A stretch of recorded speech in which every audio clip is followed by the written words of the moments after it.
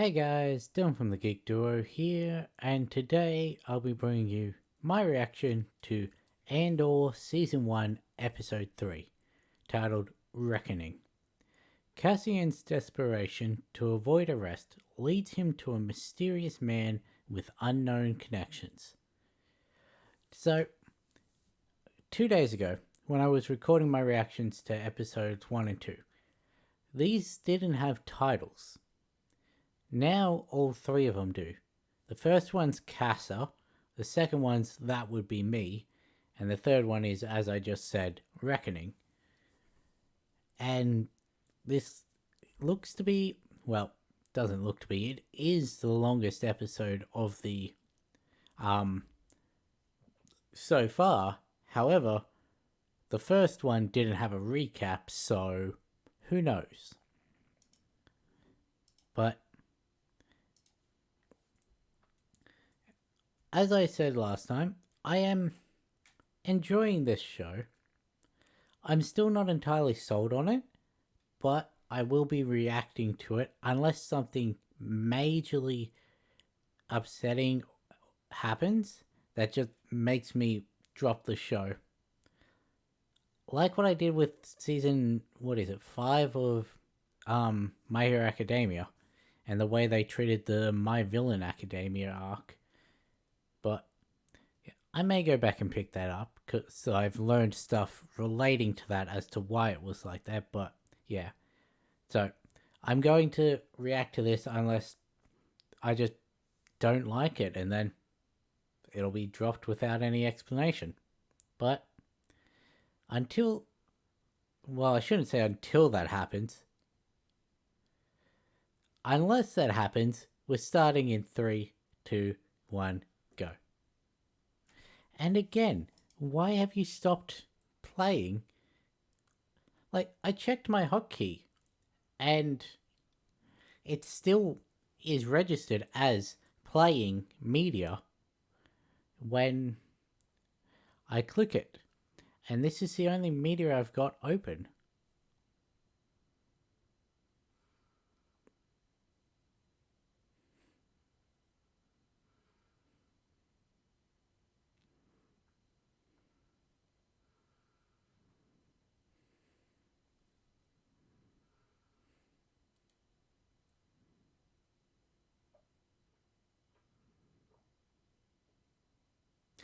Apparently those people in the crashed spaceship, they had a separatist patch on their uniform.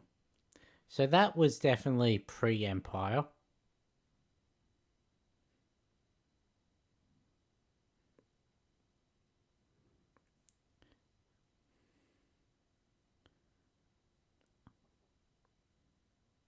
And that item that he's trying to sell is the only example of an Empire sigil that's been in the show so far. So, a couple bits of trivia there.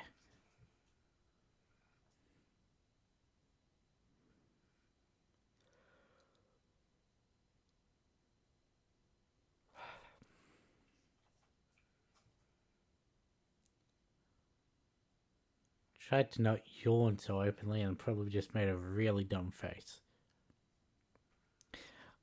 I'm glad I'm not the only one who says this intro is way too long for what it is.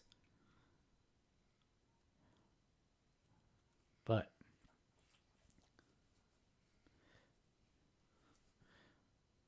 I'm also glad I'm not the only one who isn't a fan of the negative space for the O, but I am not the one who made it.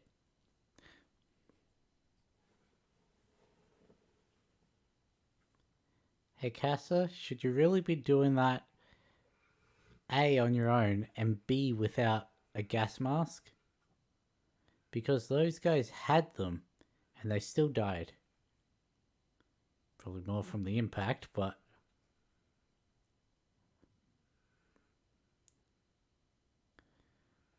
also you haven't exactly proven you know how to use that blowgun.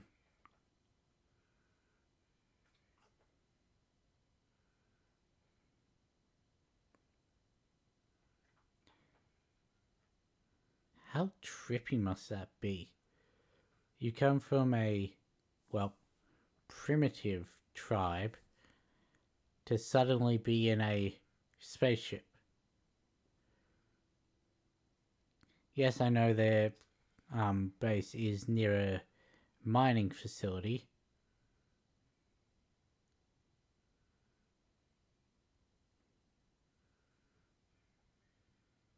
Looks like they've had a run-in with Midas.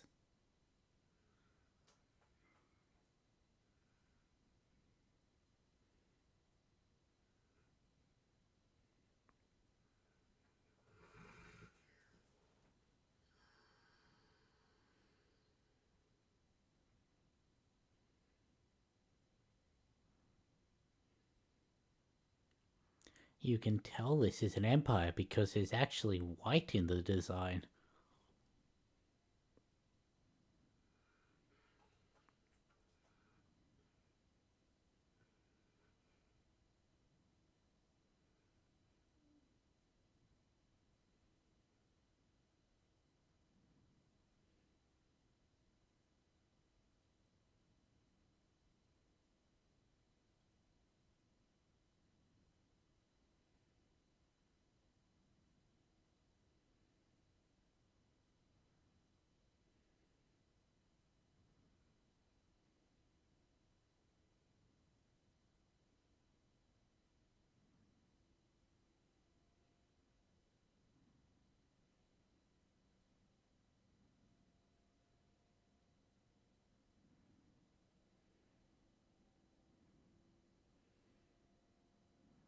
It's another interestingly designed thing. I wouldn't really call that a ship, but...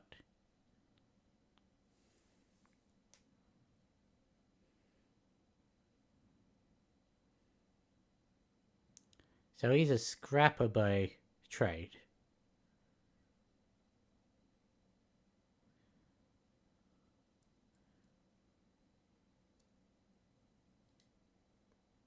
I guess you'd more say junker.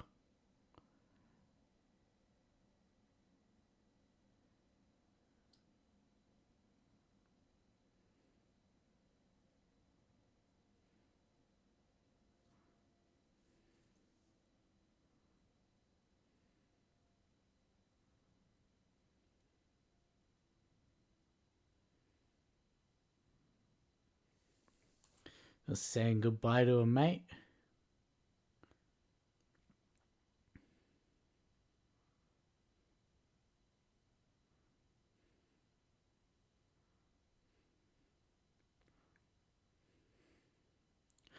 Imagine that as an existed. You're just living to be stepped on. Because those stairs are sentient.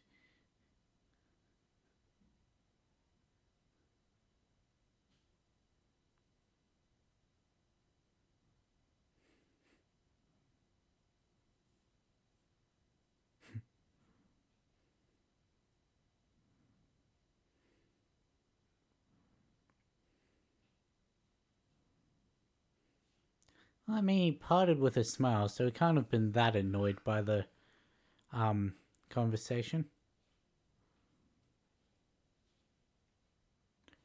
It sounded like she just put a bottle cap on the counter.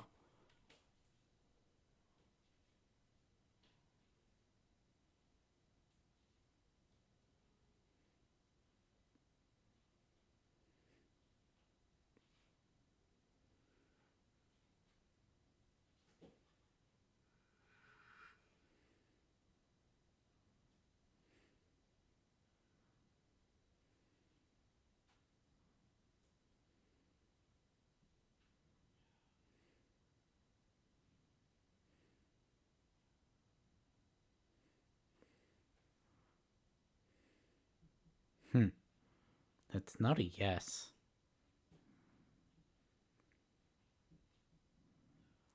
Also, he has been identified.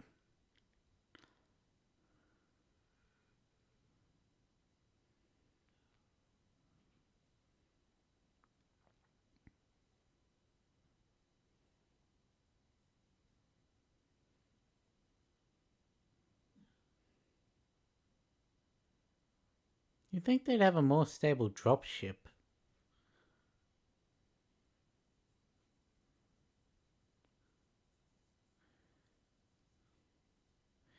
Then again, I guess anything that size going through an atmosphere about to get a little turbulent.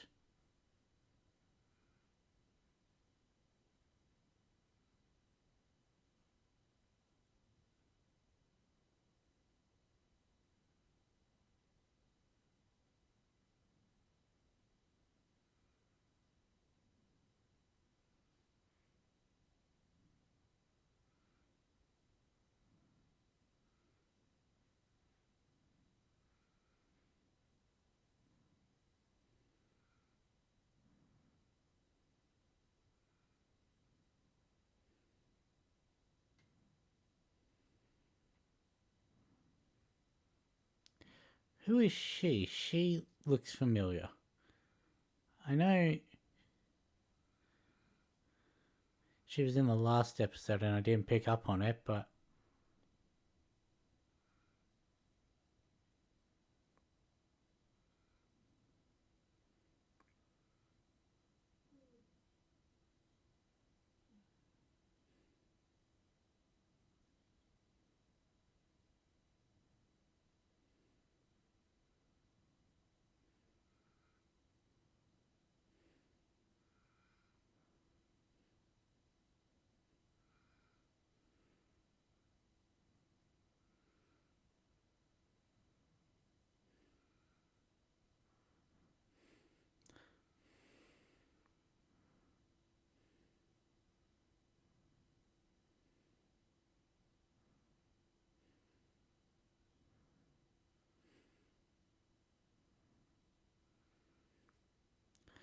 honestly, I think I'm more invested in the backstory.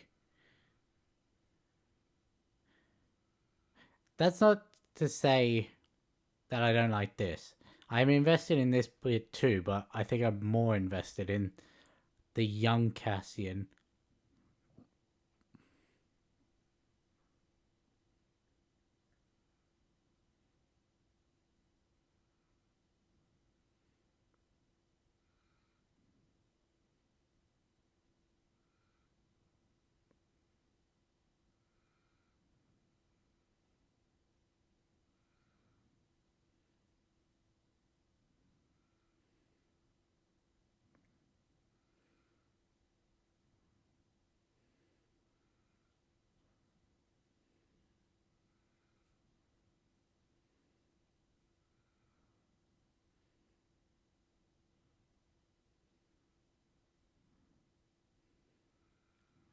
You have a fair idea who it is.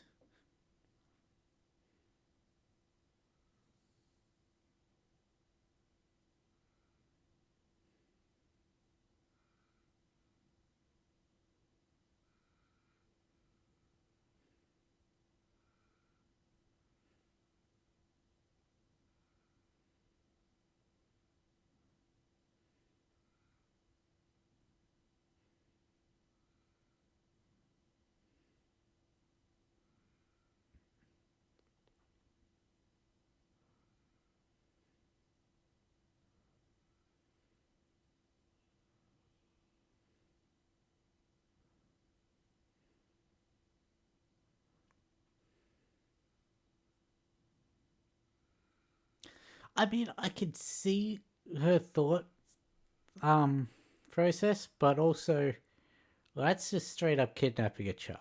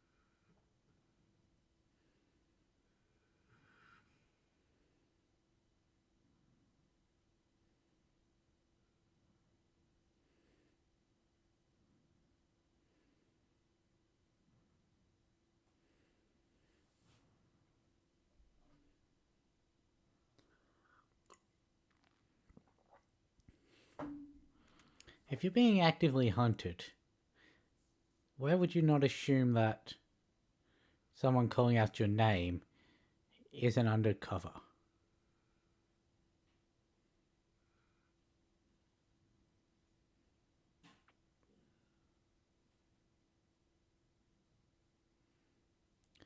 That kid's going to Bix, isn't he?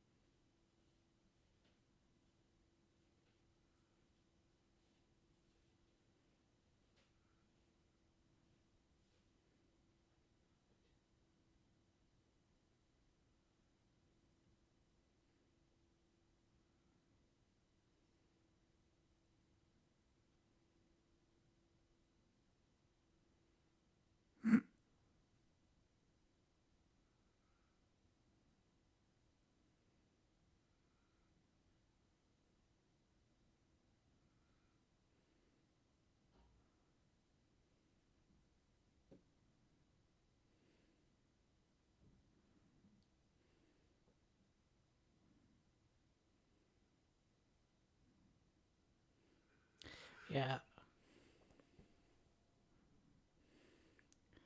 that's it's a great way to ruin a relationship.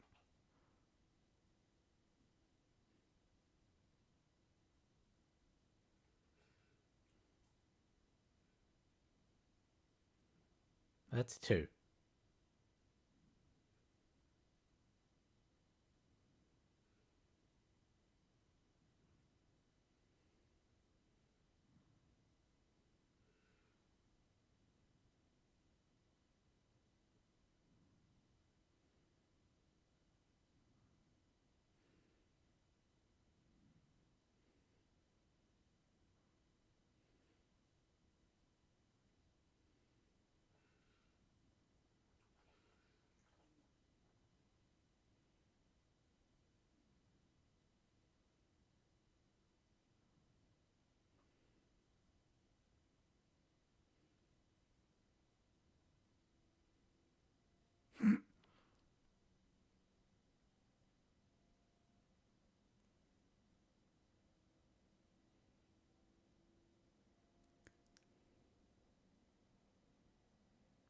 Walk into a place with you holding a ladder, people think you're there to repair something.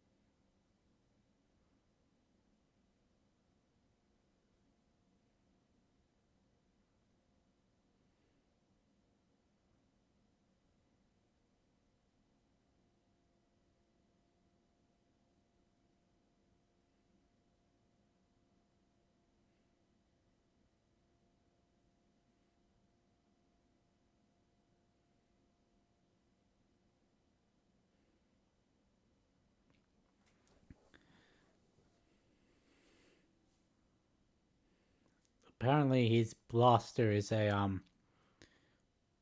deep cut to a video game character. At least I think it was a video game.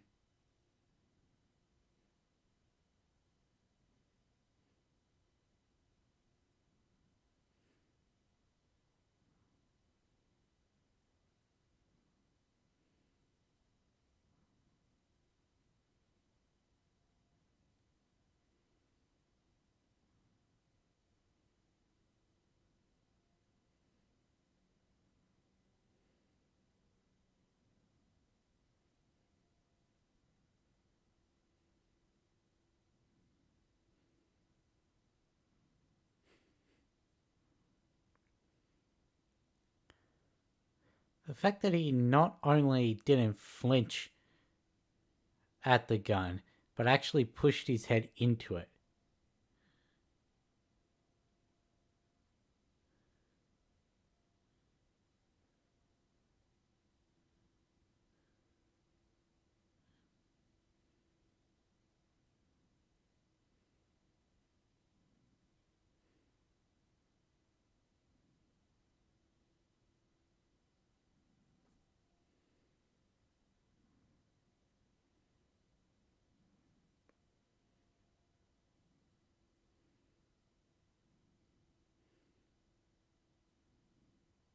I do not think it's bluff and bluster.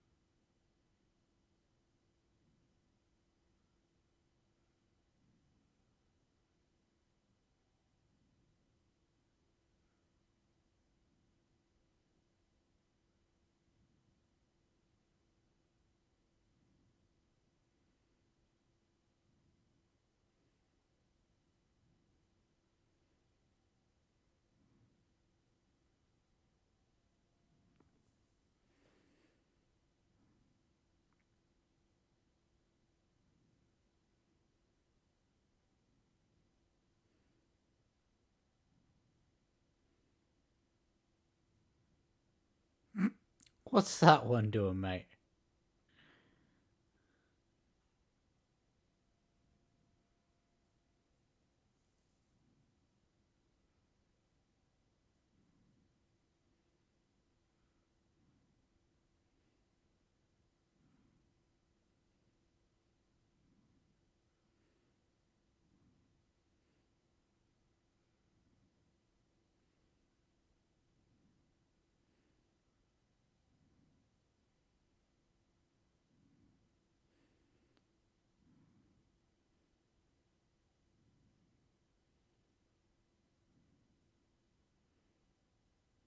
A long way it is then.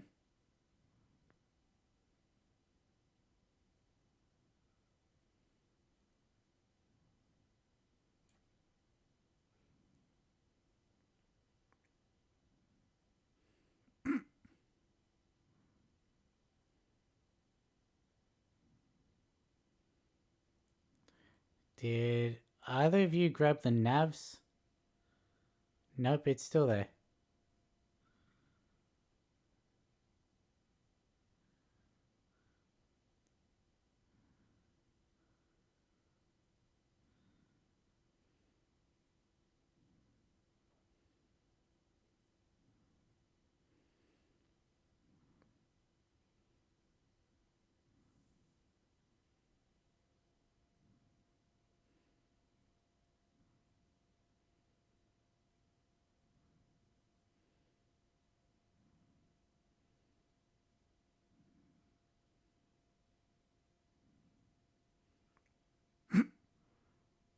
Oh, that was a crunch.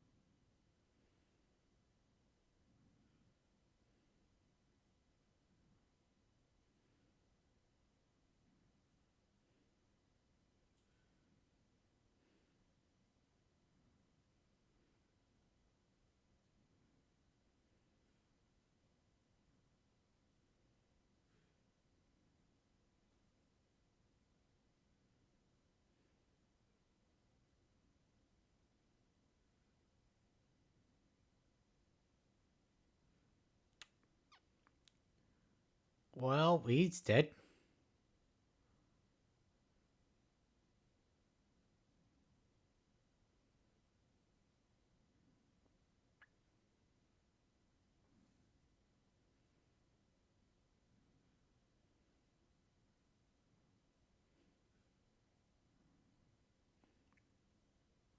You just fired on a civilian. Of course you're not being kept on the squad.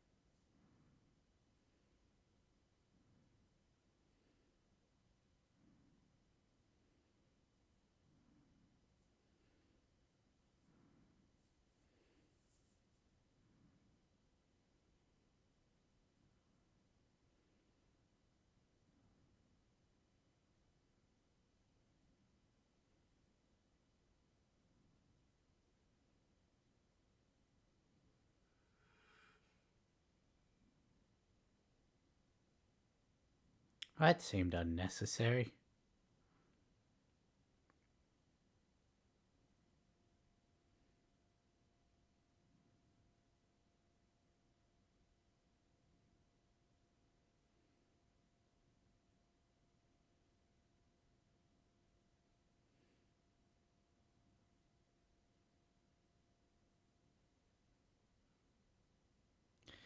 They're gearing up, aren't they?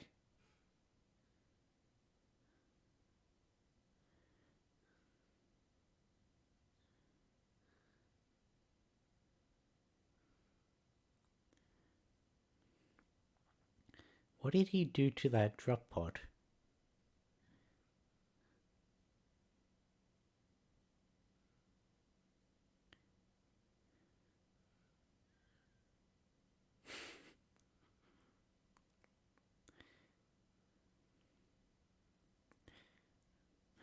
It begins.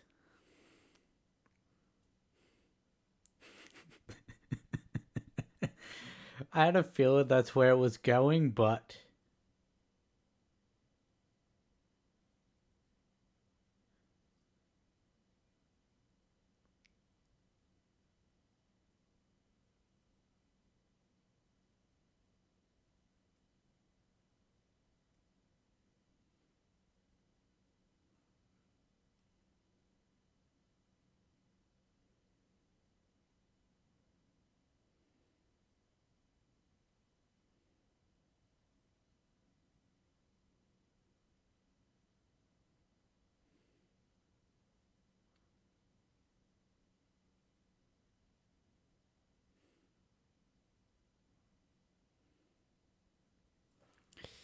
yeah, you probably should have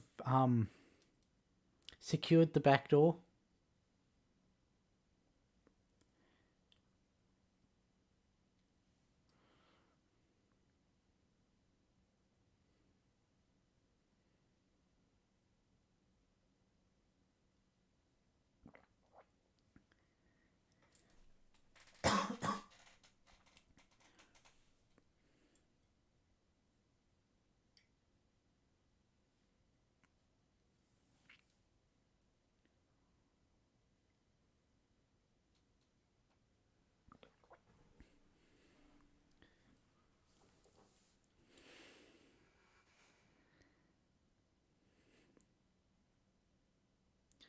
Probably shouldn't have parked in a scrapyard.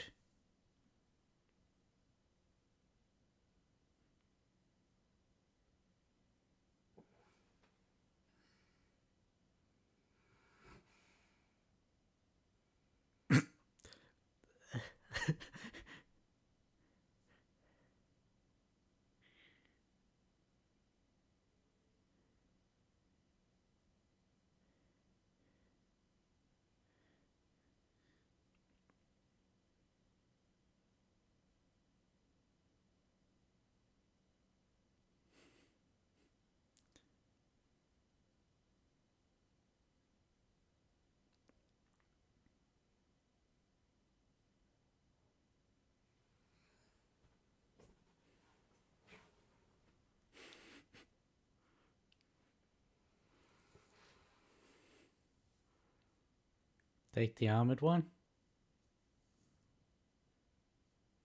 Or are you gonna blow him?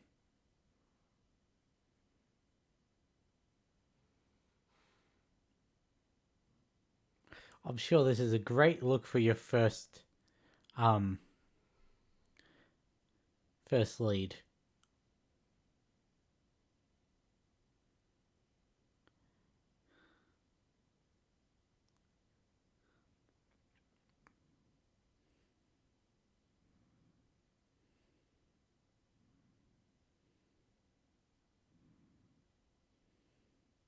There's no one in there.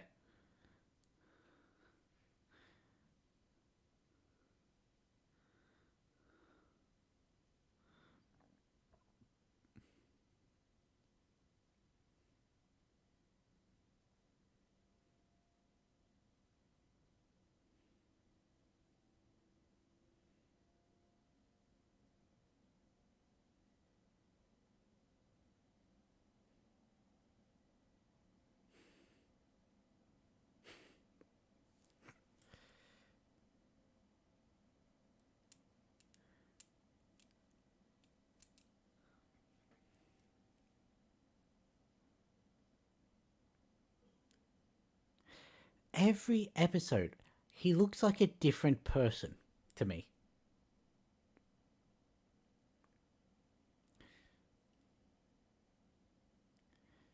Because there was the first time where I'm like, he's very Data-ish in his mannerisms and all that. I didn't think he looked like him, but in the mannerisms. Then last episode, I said from some angles, he looks like the guy who played Jekyll and Hyde on Once Upon a Time. This time he looks like who is it? Ramsay, or what's his name from Game of Thrones?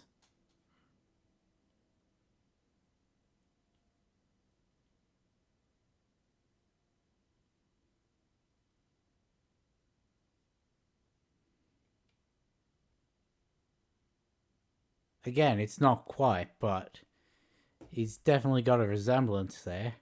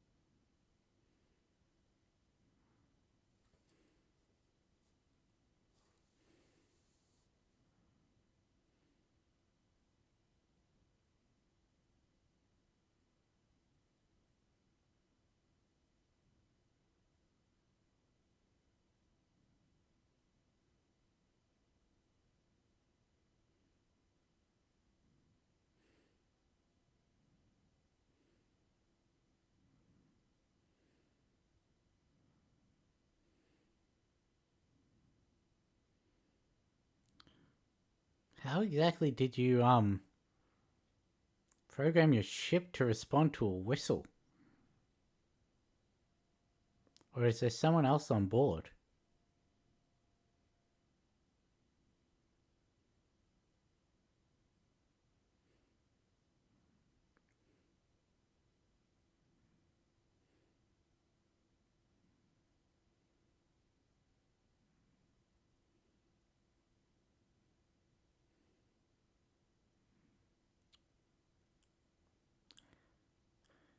I'm going to look that up before I say that.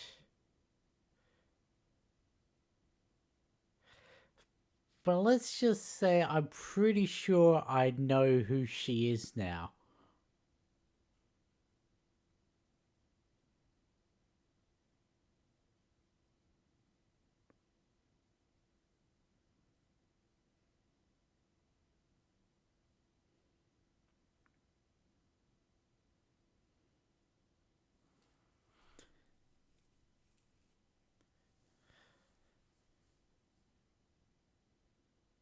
That was a fun episode.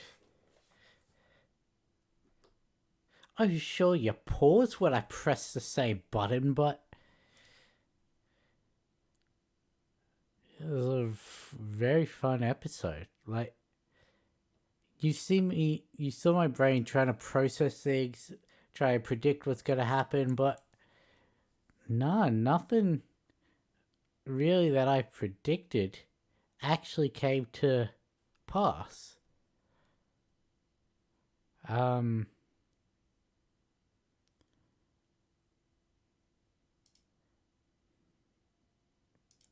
let's see. Fiona Shaw.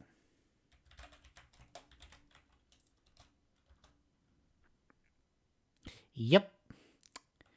Yep, it is Petunia Dursley. It took me until that final scene with this when she was piloting into the sun. Not when she turned around to him, when she was actually in the cockpit, for me to finally figure out who she was.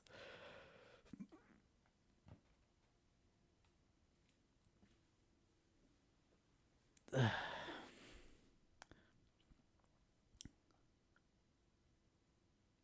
okay. And who played Clem? Gary Beadle.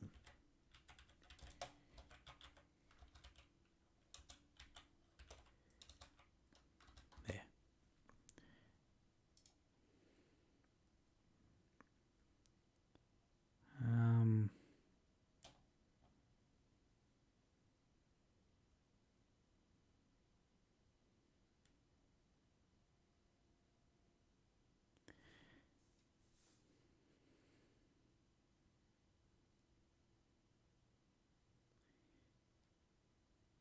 Yeah. He's a British actor. Seems to be in a lot of comedy or parody shows and things. And then the last few years has gotten into more serious acting, I'd say.